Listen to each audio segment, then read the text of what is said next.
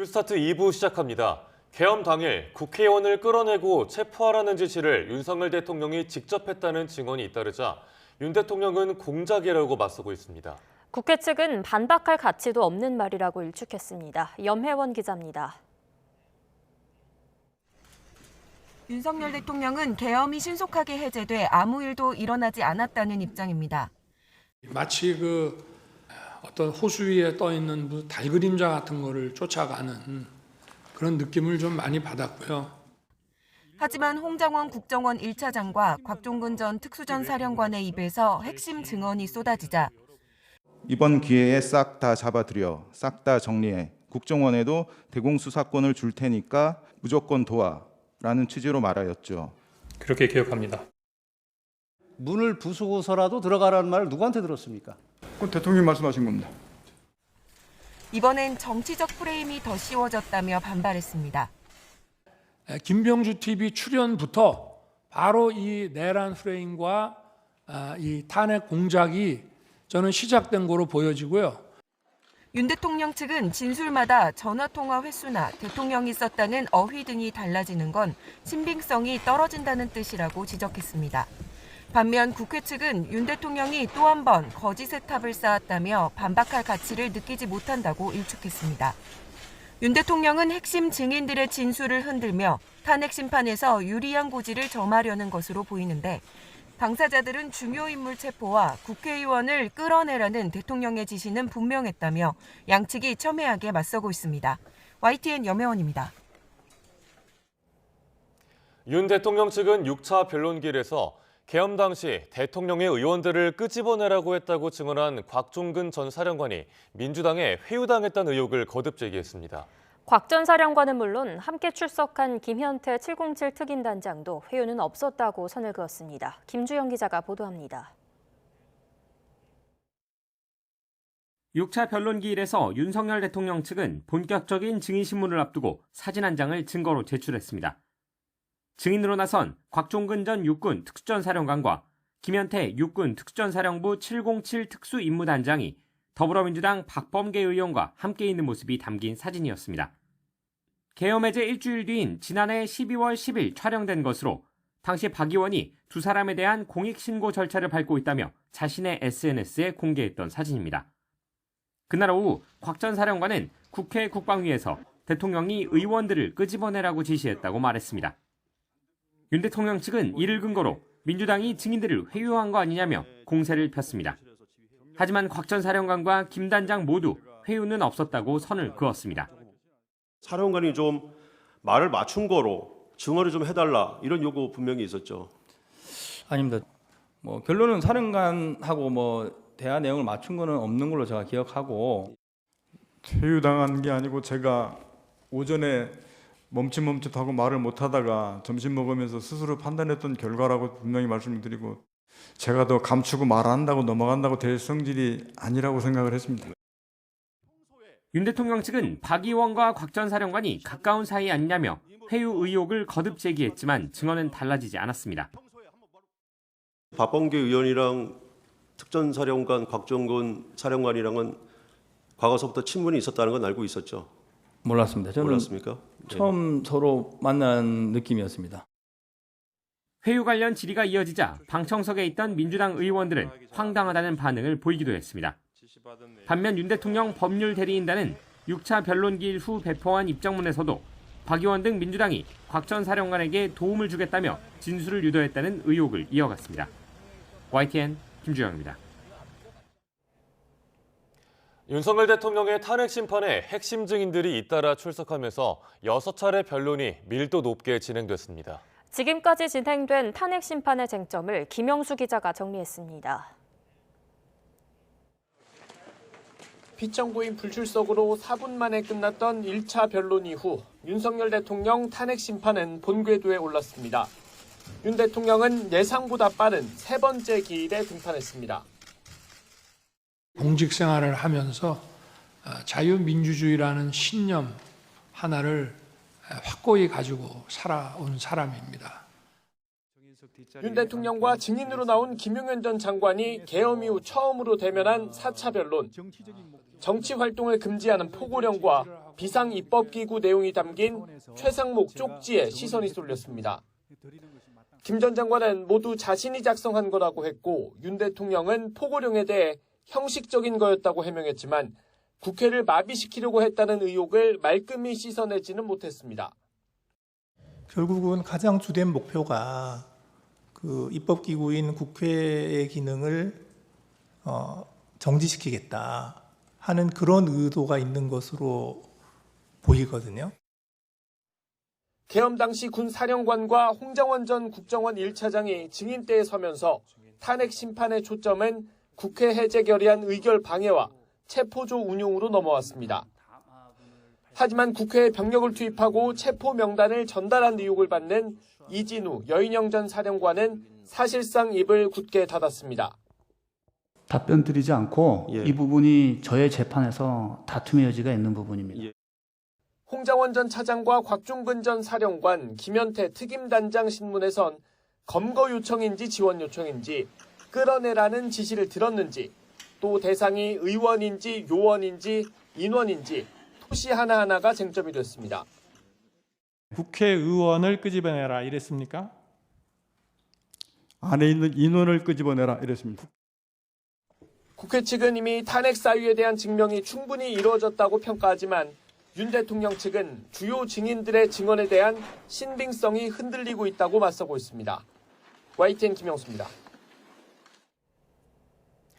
오는 11일 예정된 변론길에는 윤석열 대통령이 계엄 선포 이유 중 하나로 거론한 부정선거 의혹이 주요 쟁점이 될 전망입니다.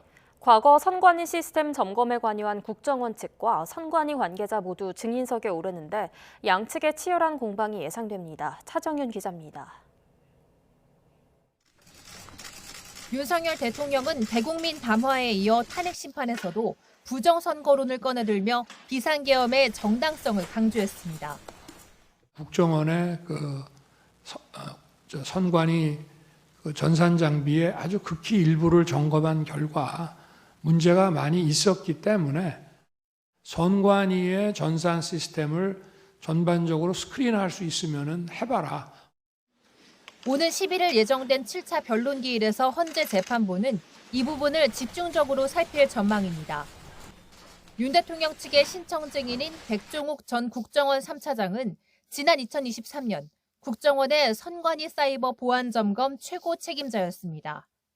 당시 국정원은 인원과 기간의 제약으로 선관위 전체 장비의 약 5%만 점검했다며 침투 흔적을 확인하기 위해서는 별도의 조사가 필요하다고 밝히기도 했습니다. 국회 측에서 신청한 증인으로는 김용빈 중앙선관위 사무총장이 출석합니다. 윤 대통령과 서울법대 79학번 동기로 일각에서 제기된 부정선거 의혹을 적극적으로 반박해온 인물입니다. 저희가 보도자료를 통해서 그 사실관계에 대한 설명은 충분히 드렸다고 생각을 합니다. 22대 국선에서 어떤 선관위가 어떤 잘못을 했다라는 부분들이 지금 나와 있는 게 있나요? 양측의 치열한 공방이 예상되는 가운데 헌재는 윤 대통령 측이 요청한 투표자 수 검증 요청과 중앙선관위 서버 감정 신청 등은 모두 기각했습니다. YTN 차정은입니다. 윤석열 대통령이 국민의힘 의원들을 만나 계엄 사태에 곡해된 부분이 적지 않다고 말한 걸로 알려졌습니다. 증인들의 진술에 신빙성 의문을 제기하는 여당 내 목소리도 커지고 있습니다. 김다윤 기자입니다. 윤 대통령은 구치소를 찾은 국민의힘 윤상현, 김민전 의원을 만난 자리에서 탄핵 심판에 직접 출석하기를 잘했다고 말한 거로 전해졌습니다. 자신의 비상계엄 선포에 곡해된 부분이 있다는 뜻인데 국회 봉쇄나 정치인 체포 지시 의혹이 잘못 알려졌다는 주장으로 풀이됩니다. 민주당이나 이제 좌파는 강력하게 카르텔 형사하고 집요하게 싸우지 않냐. 헌법재판소에 나가 보시니까 야 이제서야 좀 알겠다. 이런 식으로 너무 곡해가 돼 있구나. 그래서 이는 곽종근 전 특전사령관이 민주당 의원 유튜브에 출연한 시점부터 내란 프레임이 시작됐단 윤 대통령 탄핵 심판 공개 발언과 비슷한 맥락으로도 해석됩니다. 여당 의원들도 곽 전 사령관 증언에 신빙성을 깎아내리는데 힘을 보태는 분위기입니다. 모순투성이, 오염된 기억으로 인한 사실 왜곡이란 비판도 나왔는데 당 일각에선 숲이 아니라 나무만 봐선 안 된다는 지적도 제기됩니다. 대통령이 어떤 표현을 썼는지를 떠나 국회의원들을 끌어내라고 지시했다는 곽 전 사령관 주장 자체가 바뀌지 않았다는 데 주목해야 한다는 취지입니다. 당 지도부는 공개 평가는 자제하는 대신 민주당 이재명 대표의 재판 5개로 시선을 돌리는 데 초점을 맞췄습니다.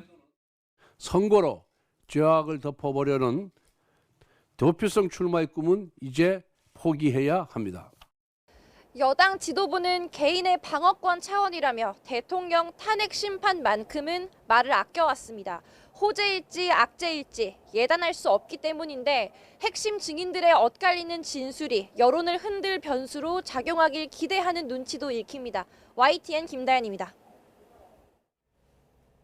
더불어민주당은 헌법재판소 탄핵 심판에 출석한 윤 대통령이 입만 열면 거짓말을 하고 극우 세력을 선동한다며 맹폭을 퍼부었습니다. 탄핵을 공작이라 주장한 데에는 대통령이 책임을 회피하고 부하에게 책임을 떠넘기려 한다고 지적했습니다. 이준엽 기자입니다. 민주당은 윤 대통령이 구치소 접견을 온 국민의힘 의원들에게 좌파 카르텔 운운하는 모습이 한심하기 그지없다고 쏘아붙였습니다. 탄핵 심판에서 자신의 내란 혐의가 속속 드러나자 모든 게 공작이라며 극우 지지자들을 선동하고 있다고 날을 세웠습니다. 아무 일도 일어나지 않았다. 이런 명언을 계속 발표하고 있어요. 그래도 박근혜 대통령은 최순실도 내가 시켰다. 내 죄다.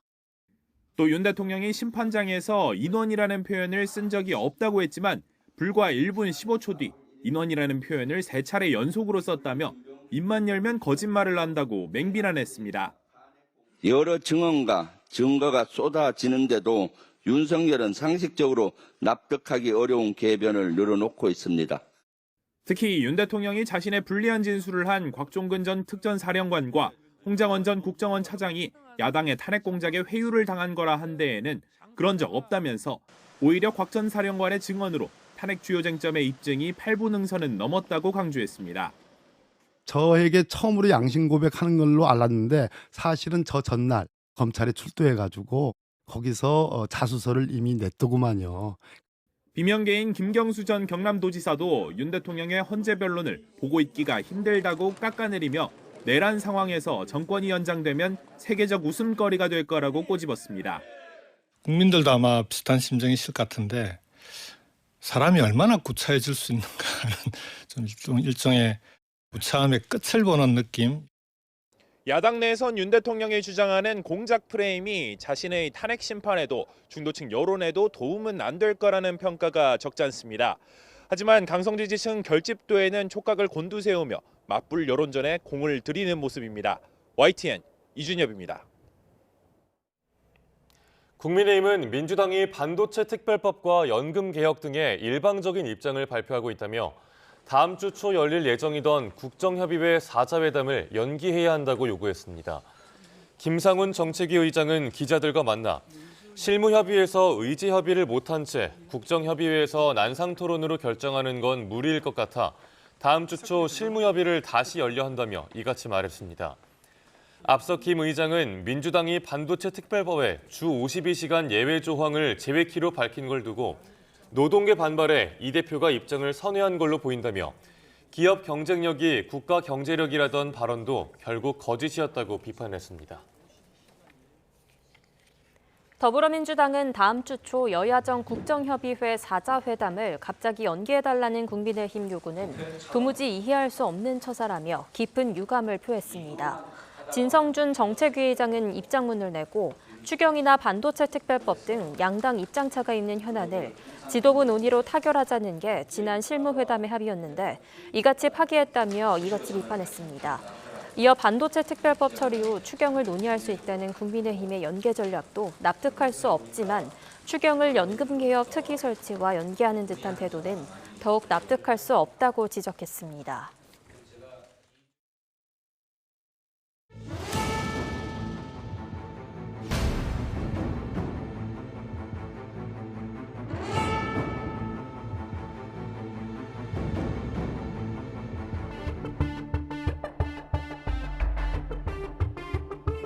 국민의힘 권영세 비상대책위원장과 권성동 원내대표 그리고 나경원 의원이 윤 대통령이 있는 서울 구치소를 찾았습니다.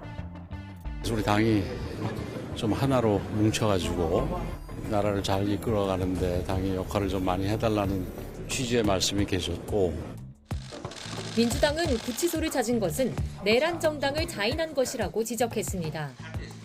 정말 한심합니다. 더욱이 매일같이 접견을 가겠다는 사람이 줄을 섰다니 그저 기가 막힐 뿐입니다. 국회 내란 혐의 국정조사특별위원회가 윤 대통령과 김용현 전 국방부 장관을 만나러 구치소를 찾았습니다. 윤 대통령과 김 전 장관이 재판 준비와 변호인 접견 등을 이유로 협조하지 않으면서 불발됐습니다. 국회를 무시하면서도 헌법재판소에서는 꼬박꼬박 출석해서 궤변을 이어가고 있습니다. 대통령의 구속 기소가 된 상황에서 그렇게까지 할 필요가 있나? 윤석열 대통령은 12.3 비상계엄에 관해 실제로 아무런 일도 일어나지 않았다고 말했습니다. 마치 어떤 호수 위에 떠 있는 달 그림자 같은 거를 쫓아가는 그런 느낌을 좀 많이 받았고요. 이에 국회 측은 동의하기 어렵다고 반박했습니다. 아무 일도 일어나지 않았으면 오늘의 헌법재판소의 이 심판, 이 법정이 없었을 것입니다. 홍장원 전 국정원 1차장은 계엄 당시 윤 대통령의 전화를 받았다며 통화 내용을 거듭 밝혔습니다. 이번 기회에 싹 다 잡아들여 싹 다 정리해 국정원에도 대공수사권을 줄 테니까 무조건 도와 라는 취지로 말하였죠. 그렇게 기억합니다. 증인신문 내내 눈을 감고 있던 윤 대통령은 직접 발언 기회를 얻어 반박했습니다. 국정원은 수사권이 없고 검거는커녕 그래서 저 자체는 이제 말이 안 된다고 저는 보고 있고요. 이재명 민주당 대표는 선거법 위반 혐의 2차 공판기일을 하루 앞두고 위헌 법률 심판 제청을 신청했습니다. 재판 지연 전략을 쓰는 게 아니냐는 지적이 쏟아졌지만 이 대표는 선을 그었습니다. 재판은 전혀 지연됨 없이 신속하게 끝날 것입니다. 반면 여당은 이 대표가 자신의 재판을 지연시키며 조기 대선을 노리고 있다고 반격했습니다. 민주당은 가짜뉴스를 처벌하겠다고 하면서 이재명 대표는 가짜뉴스에 대해서 면책하자고 주장하고 있습니다. 비상계엄 당시 윤 대통령이 국회에서 끌어내라고 지시했던 대상에 대해 곽종근 전 사령관이 국회의원이 맞다고 답했습니다. 하지만 윤 대통령은 의원이라는 단어를 쓴 적은 없다며 강하게 부인했습니다. 계엄 6일 뒤 눈물의 기자회견을 했던 김현태 707 특임단장이 국회의원이나 끌어내라는 말을 들은 적이 없다고 말했습니다. 끌어내라와 국회의원 단어는 없었습니다. 윤 대통령은 최근 두 번의 변론 기일을 지켜본 결과 홍장원 전 국정원 1차장과 곽 전 사령관 때문에 내란 프레임과 탄핵 공작이 시작된 것 같다고 말했습니다. 12월 6일 바로 이 홍장원의 공작과 우리 특전사령관의 김병주 TV 출연부터 바로 이 내란 프레임과 이 탄핵 공작이 저는 시작된 거로 보여지고요. 국회 측은 윤 대통령이 반성 대신 거짓의 탑을 또 쌓았다고 비판했습니다. 조만간 헌재의 명쾌한 결정으로 분명한 거짓임이 드러날 것입니다.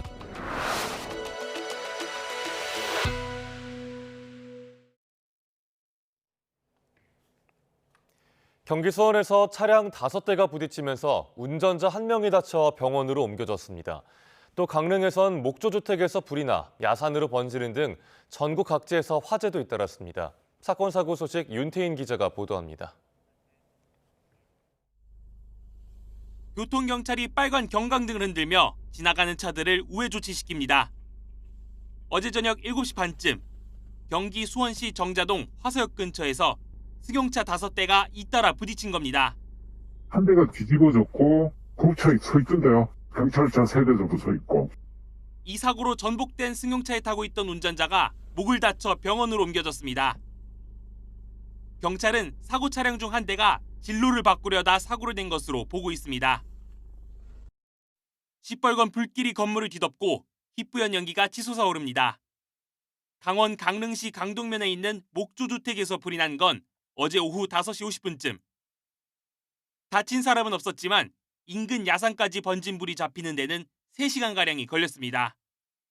원체 지붕은 한 20제곱미터 지붕주택고 별채동 창고가 있어요. 창고가 다 탔고요. 비슷한 시각 충북 진천군 이월면에 있는 양계장에서도 불이 났습니다. 불은 2시간 20분 만에 꺼졌는데 축사 2,000제곱미터가 타면서 닭 15,000마리가 폐사했습니다. 경기 안양 비산동에서는 다세대 주택 2층에 불이 나 주민 7명이 대피했고 3명이 구조됐습니다. 이 가운데 50대 여성 1명은 연기를 마셔 병원 치료를 받았습니다. 인명피해가 커지는 걸 막기 위해 대응 1단계를 발령해 불을 끈 소방은 화재 원인을 조사하고 있습니다. YTN 윤태인입니다. 오늘도 전국적으로 강추위가 이어지고 서해안과 제주에는 많은 눈이 내릴 전망입니다. 오늘 아침 기온은 서울 영하 13도 등 전국 대부분 지역에서 영하 10도 아래로 내려가고 낮 기온도 종일 영하권에 머물겠습니다. 서해안을 중심으로 눈도 계속 내려 오늘까지 충청 지방은 3에서 8cm, 호남 지방은 최고 15cm 이상, 제주 산지는 내일까지 최고 20cm가량 많은 눈이 내려 쌓이겠습니다. 전북 일부 지역과 제주 산지 지역에 대설경보가 발효 중입니다. 기상청은 어젯밤 11시 제주도 산지에 대설경보를 발효했습니다. 전북 고창과 부안에도 어제 오전부터 대설경보가 유지되고 있습니다. 대설경보는 24시간 동안 눈이 20cm 이상 쌓일 걸로 예측될 때 내려집니다. 네, 강추위가 반가운 곳도 있습니다. 바로 겨울 축제장인데요. 강원도를 대표하는 겨울 축제, 태백산 눈축제가 개막했습니다. 송세혁 기자가 다녀왔습니다. 눈의 고장답게 태백산 단골 광장은 순백의 겨울 왕국으로 변했습니다. 흩날리는 눈발 속에 광장 곳곳에 전시된 거대한 눈 조각들이 눈길을 사로잡습니다. 날카로운 눈매와 깊게 팬 주름이 돋보이는 이순신 장군 조각은 강인한 기계를 담아냈습니다.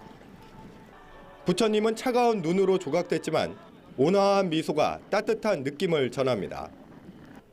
관광객들은 눈 조각을 배경으로 사진을 찍으며 겨울 추억을 남깁니다. 너무 섬세하게 잘 만들어졌고요. 한번 오고 싶었는데 마침 와서 이렇게 멋진 작품을 보니까 행복했고 하늘도 축복을 해주셔서 눈이 이렇게 많이 내리게 해주시네요. 이번 눈조각 경연대회에는 전국 대학생 11개 팀이 참가해 개성 넘치는 작품을 선보였습니다. 축제 기간에는 눈꽃 등반대회와 눈썰매 등 10여 개 체험 행사도 이어집니다. 애니메이션 주인공을 주제로 한 대형 에어돔은 가족 단위 관광객들에게 인기입니다. 태백시가 많이 춥다 보니까 감기 걸릴까 봐 좀 따뜻하게 눈축제를 즐길 수 있도록 에어돔을 좀 설치한 게 좀 특별한 경우라고 할 수 있을 것 같습니다. 올해로 32회째를 맞은 태백산 눈축제는 오는 16일까지 계속됩니다. YTN 송세혁입니다.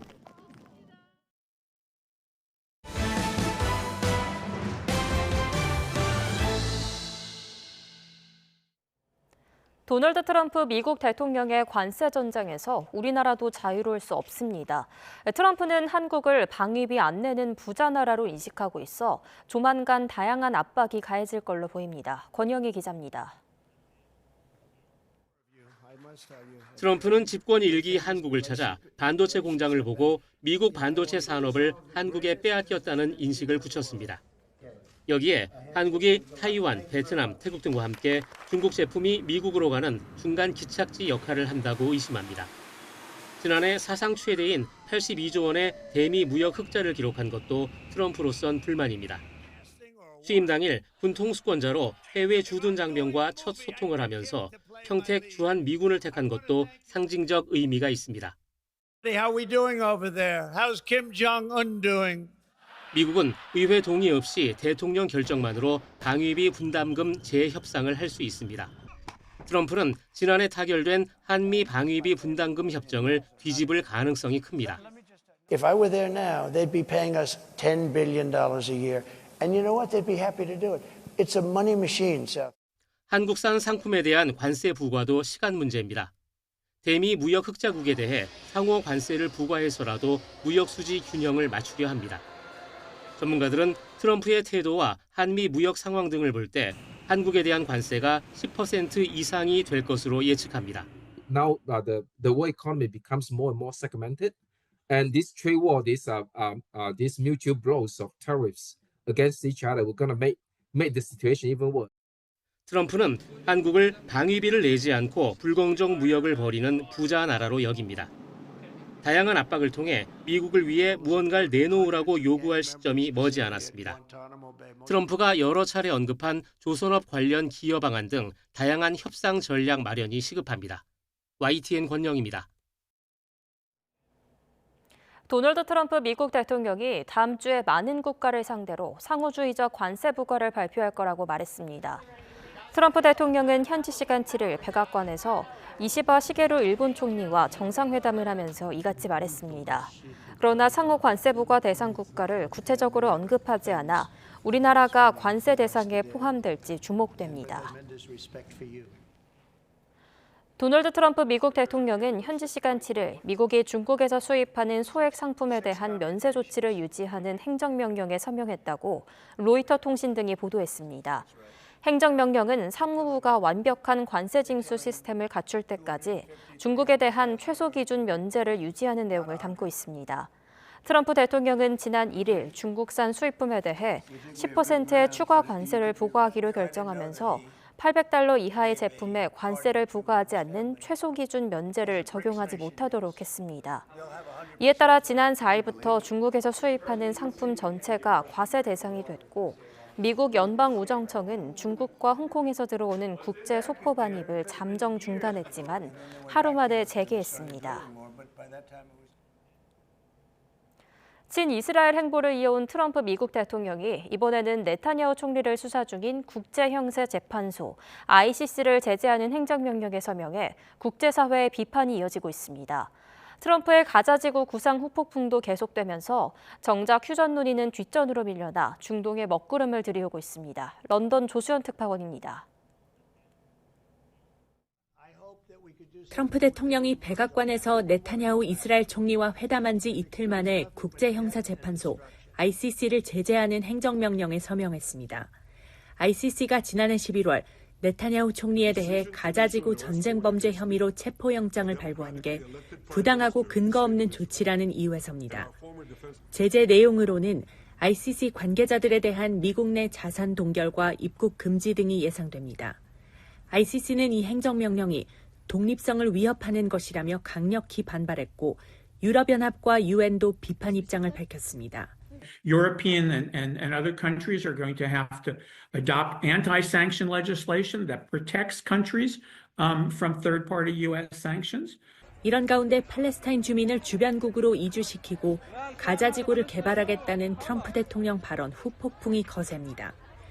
요르단 국왕은 오는 11일 미국을 찾아 트럼프 대통령을 만날 예정이고 이집트 대통령도 18일 방미를 추진하는 등 이주 후보국들이 분주해졌습니다. 외교적 충격 속에 이스라엘은 이주지로 모로코와 소말리아 북부 지역을 검토하고 있다는 보도도 나왔습니다. If it were to transform into state policy, it would potentially amount to ethnic cleansing. 이 때문에 인질 수십 명의 귀환과 이스라엘군 철수 문제가 달린 2단계 휴전 논의는 관심 밖으로 밀려났다는 분석이 나옵니다.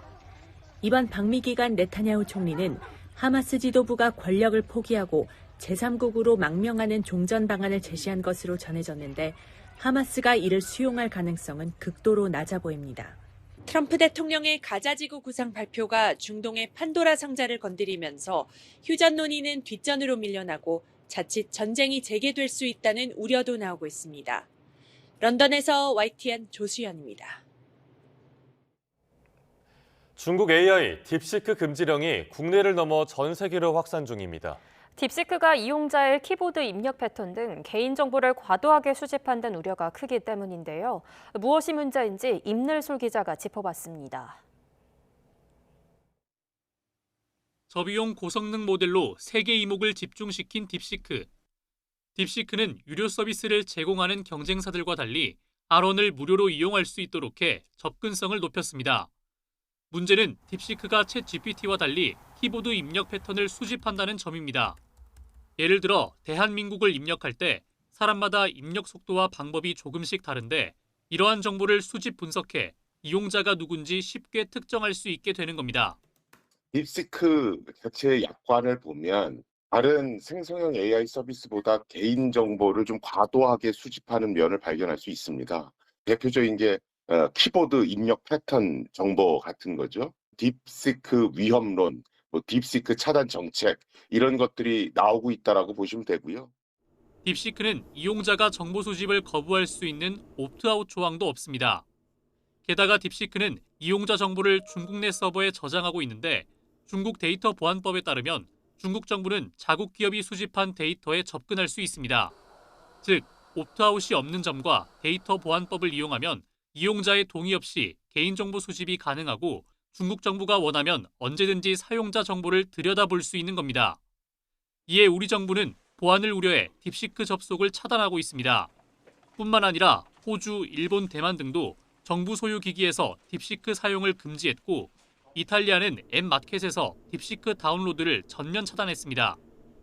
전 세계에서 딥시크 금지령이 확산되는 가운데 딥시크 측은 모든 정보는 공식 계정에 게시된 것을 기준으로 하며 비공식 개인 계정에 올라온 어떠한 정보도 딥시크의 견해를 대표하지 않으니 주의 깊게 식별해달라고 밝혔습니다. YTN 사이언스 임늘솔입니다. 국민의힘 나경원 의원은 중앙행정기관과 지방자치단체 등에서 중국의 인공지능 모델 딥시크 사용을 제한할 수 있도록 하는 정보통신망법 개인정보보호법 개정안을 대표 발의한다고 밝혔습니다. 개정안은 안전성이 검증되지 않은 해외 AI 서비스를 중앙행정기관과 지자체, 공공기관에서 사용할 수 없도록 정보의 사용을 제한 금지할 수 있는 권한을 부여하는 내용이 담겼습니다. 또 과기부 장관과 국가정보원장에게 안보상 위험이 우려되는 해외 AI 서비스의 사용 중지 명령과 접속 차단 조치 권한을 부여하고 안전성 사전 검증제 도입, 주요 데이터의 해외 이전 시 정부 심사 의무화 등도 포함됐습니다.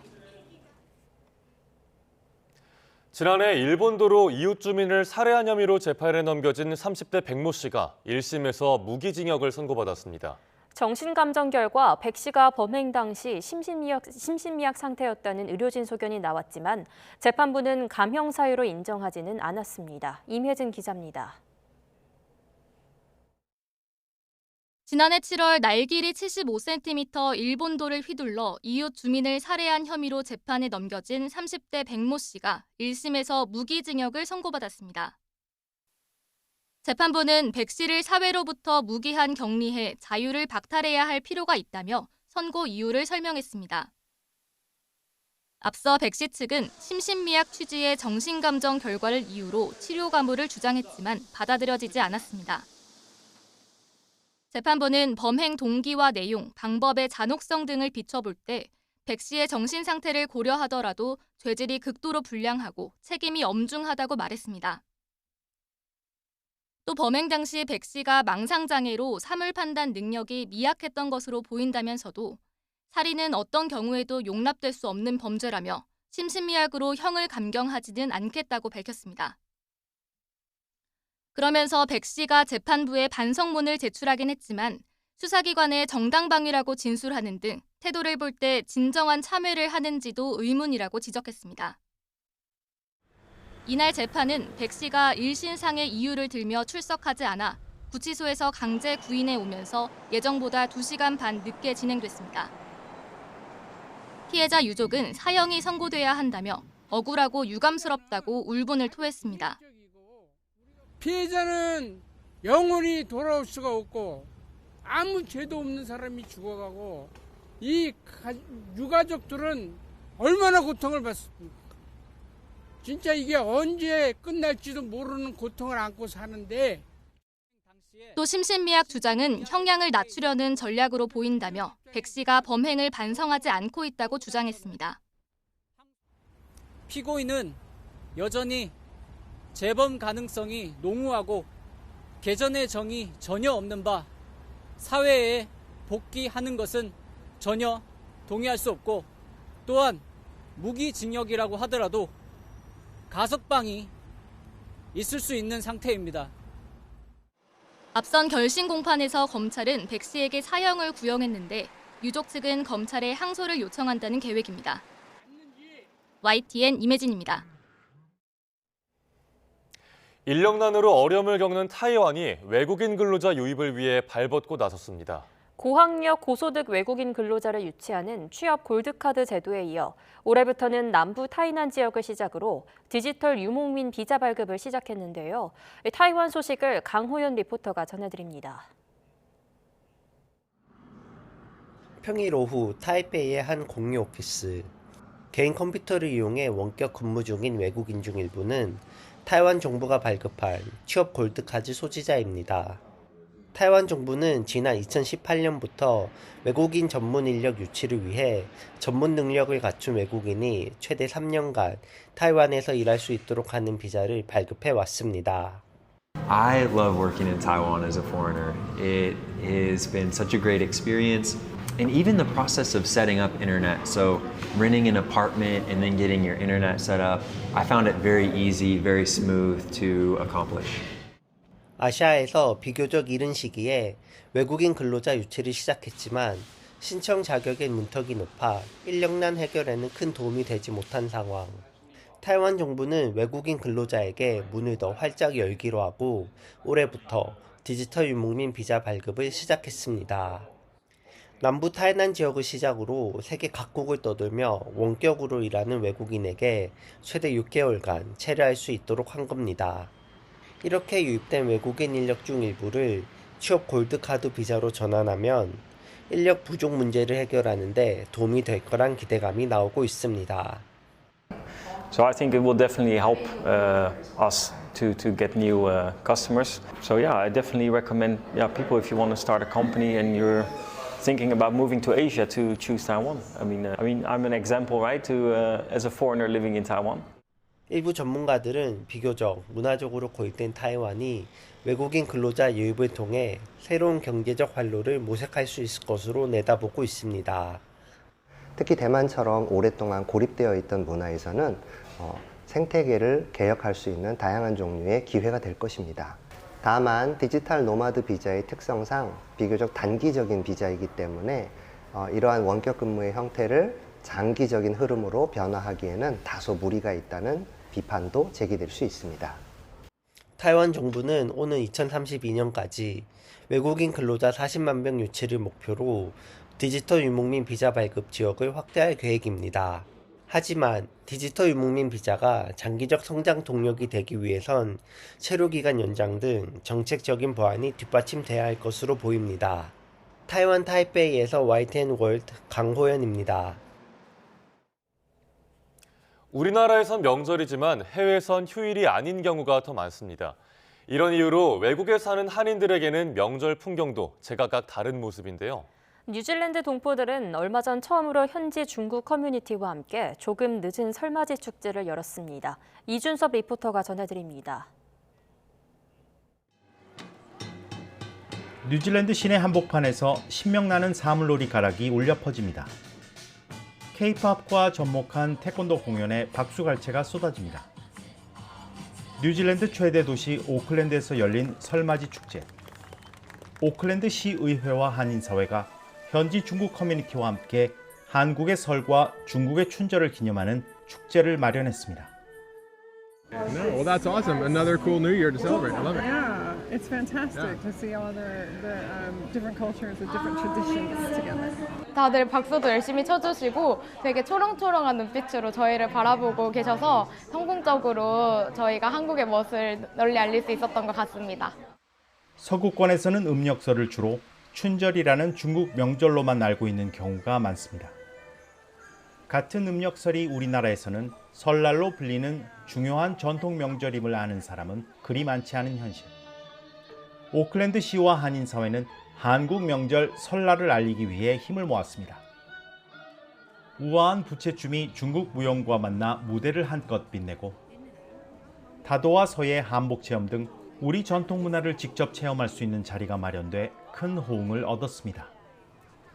축제에서 빠질 수 없는 떡볶이와 순대, 잔치국수 같은 맛있는 한식 메뉴 역시 방문객의 입맛을 사로잡았습니다. We were really excited to be able to represent both cultures and the way that the Lunar New Year is celebrated by both cultures. Bringing this together in this beautiful collaboration is a chance for all of our Auckland community to learn more about our Chinese and Korean community here in Auckland and to really be able to celebrate that together. 오클랜드 카운슬, 오클랜드 시에서 직접 한국과 함께 행사를 하고 싶다고 제안을 해왔고 뉴질랜드 한국교육원이 한국 대표로서 행사를 함께 주관하게 되었습니다. 뉴질랜드 내에서 한국인의 한국 문화, 한국어를 널리 알릴 수 있는 그런 큰 계기가 되었다고 생각을 하고 타국에서 맞은 설 명절이지만 뉴질랜드 지역 사회와 중국 커뮤니티가 함께 어울려 서로의 문화를 이해하고 한 걸음 가까워지는 기회가 됐습니다. 다양한 문화가 공존하는 뉴질랜드에서 한국의 설을 빛낸 이번 축제는 많은 이들에게 잊지 못할 추억으로 남았습니다. 뉴질랜드에서 YTN월드 이준섭입니다.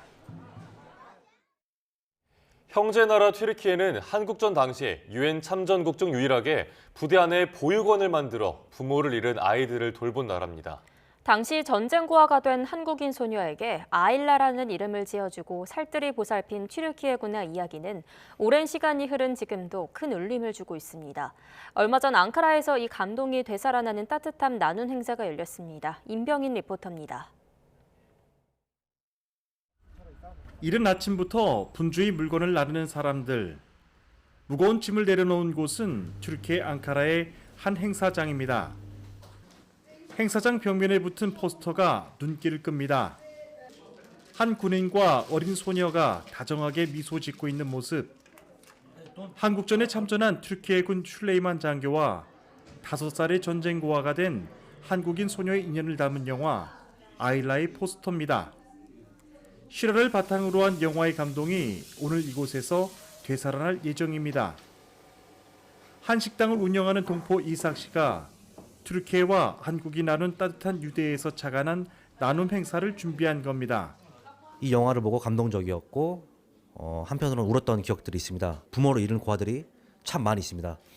그리고 요즘에도 물가가 또 많이 높아져서 끼니를 잘 챙기지 못하는 사람들 많이 있습니다.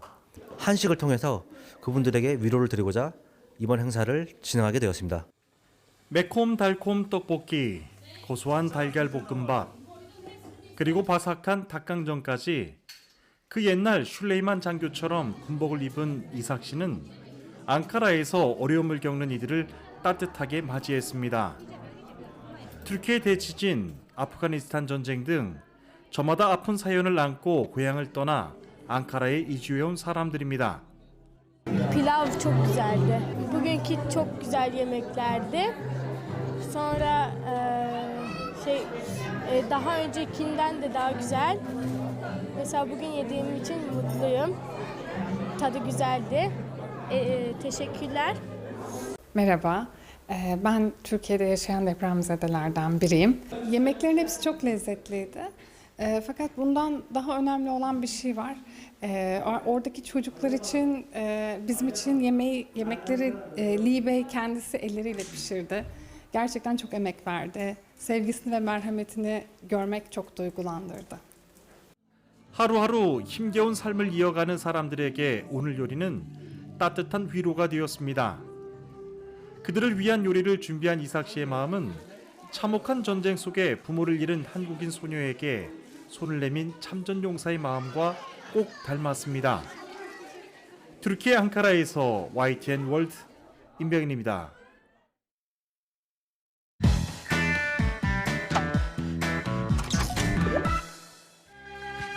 봄이 열리면서 국민학교를 비롯한 각급 학교 졸업식이 전국에서 거행됐습니다. 각계각층의 축복 속에 많은 젊은이들이 졸업의 영예를 안았습니다.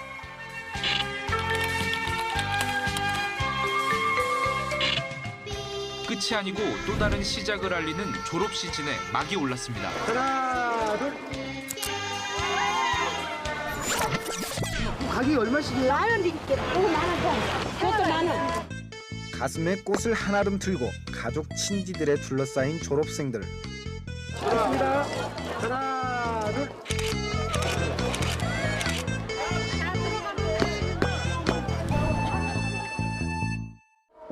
오늘 졸업이라는 영광의 자리에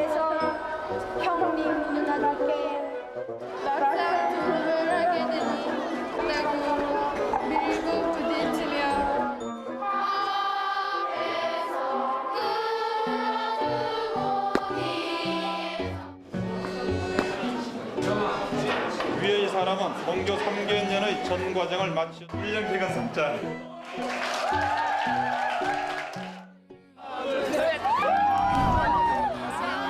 웃음과 환호성으로 가득 찬 즐거운 졸업식. 오늘의 주인공은 모든 졸업생들과 그들이 보낸 학창 생활이었습니다. 축하해요. 오랫동안 기다렸지만 진짜 졸업을 한다니까 너무 기분이 좋아요.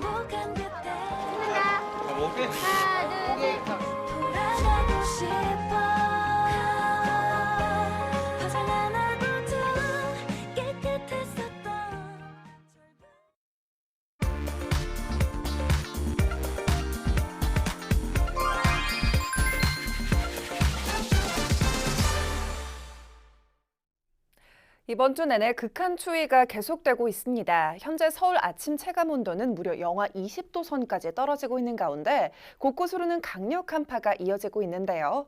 때문에 고속도로도 이런 추운 날씨에 영향을 받아서 이번 주말 교통량 모두 최근 4주 대비 감소하겠습니다. 여기다가 호남 지방 곳곳으로는 지금 눈까지 내리고 있어서 운전을 더 조심히 하셔야겠습니다. 전남 지역 영광 부근도 눈이 이렇게 내리면서 도로 상황 한눈에 봐도 많이 좋지 못합니다. 차로까지 안 보이는 수준이라서 천천히 통과해 주셔야겠는데요. 뿐만 아니라 눈이 잠깐 잦아든 지역들에서도 터널 진출입 시나 또 교량 위쪽 같은 경우는 도로 살얼음에 매우 취약합니다. 터널 통과 이후에도 감속 운전 꼭 챙기면서 안전하게 지나주시기 바랍니다. 수도권 안쪽의 기상 상황은 무난하지만 110번 제2경인고속도로 인천 방향 남동 부근 갓길은 고장차가 발생했습니다. 이런 고장차 발생이 일어나지 않도록 미리미리 차량 점검에 힘써 주시면 좋겠고요. 지금은 1번 경부고속도로도 양재 일대를 포함해서 전 구간 소통 상태 원활한데요. 다만 오전 11시 때쯤에는 수원 신갈 부근이 가장 통과 어려울 것으로 보여서 이동 시 참고하셔야겠습니다. 50번 영동고속도로도 경기권이나 강원권 포함해서 전 구간 괜찮은데요. 이동하실 때 그래도 언제나 과속은 피해 주시기 바랍니다. 전방 주시도 잘해 주시고요. 고속도로 교통방송이었습니다.